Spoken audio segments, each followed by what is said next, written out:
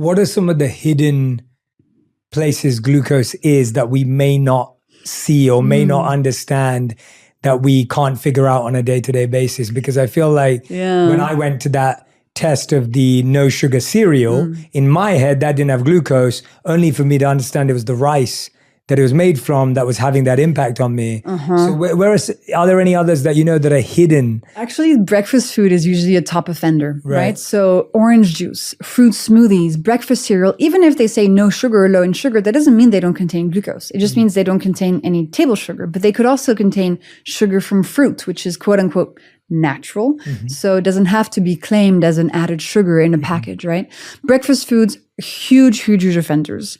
And then kind of like funny things that you wouldn't expect, like eating a lot of grapes.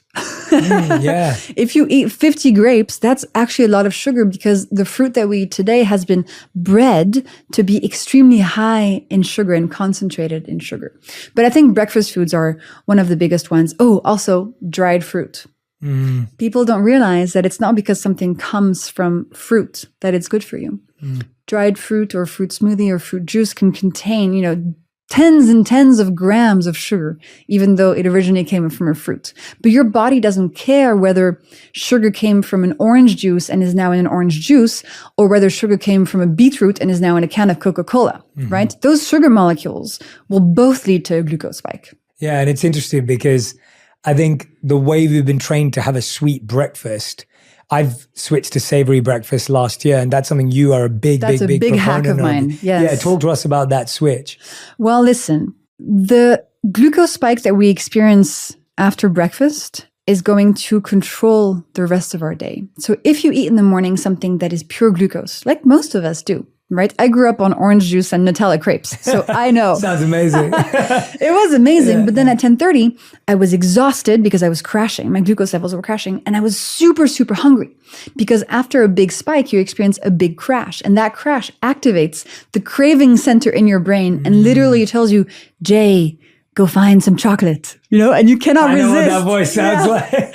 And you can't resist that urge. So your breakfast, if you're having a big glucose spike at breakfast, you're setting yourself up for a day of cravings, fatigue, inflammation, and you're going to feel quite awful.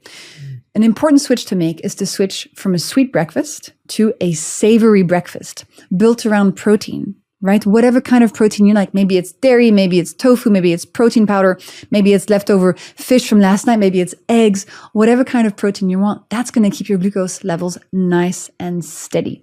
Add some healthy fats in there, and you can have some starch like a slice of bread for taste. But importantly, a savory breakfast contains nothing sweet except, if you want some for taste, some whole fruit, right?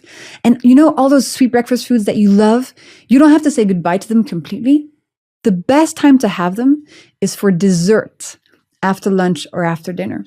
Because if you eat something that contains a lot of glucose, something starchy or sweet, after a meal, the glucose molecules are not going to arrive as quickly into your bloodstream because there's already going to be food in your stomach. The worst time to eat starches and sugars is breakfast because your body is super empty. So anything you eat goes to your bloodstream in a second, right? But it's actually the meal of the day where most of us eat just starches and sugars.